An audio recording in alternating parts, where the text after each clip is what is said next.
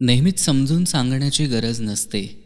कधीकधी न सांगता समोरच्या व्यक्तीच्या मनाला समजून घ्यायचं असतं. एखाद्याला कारण नसताना जास्त किंमत दिली तर त्याला वाटतं त्याच्याशिवाय तुम्हाला पर्यायच नाही. संयम ठेव मित्रा. ज्यांनी तुझं नशीब लिहिलंय तो ब्रह्मांडातला सर्वात मोठा लेखक आहे.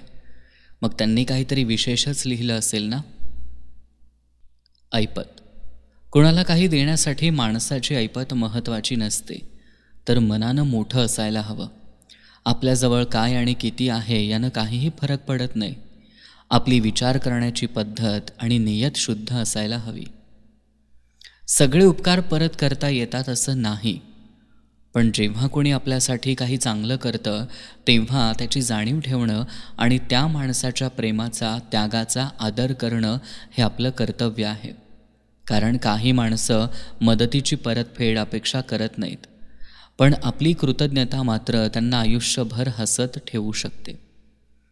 इथंच कमवायचं आहे आणि इथंच गमवायचं आहे म्हणून कुणाचं मन दुखवू नका, कारण माणुसकीचं मोल हे पैशापेक्षा खूप मोठं असतं. लक्षात ठेव, तुझं अस्तित्व कुणाच्या परवानगीवर अवलंबून नाही. तू स्वतःचं जग स्वतः घडवू शकतोस. जगातल्या प्रत्येक गोष्टीला नेहमी 3 बाजू असतात. एक बरोबर आणि दुसरी चुकीची आणि तिसरी आपल्या फायद्याची. आजकाल सारे फायद्याचीच बाजू बघत असतात. वेदनांना कधीच भागीदारी मिळत नाही, कारण दुःख वाटून घेतलं जात नाही, ते फक्त अनुभवलं जातं. लोक फक्त सांत्वन देतात, पण वेदनेच्या ओझ्याचा खरा भार तोच उचलतो ज्याच्या हृदयात ती जन्मते. काही जण सोबत राहतात आणि प्रत्येक जखमेसोबत ते हीन होऊन हळूहळू दूर जातात. वस्तू लाख रुपयांची असो किंवा 1 रुपयांची असो, ती फक्त स्वतःच्या कष्टाची पाहिजे.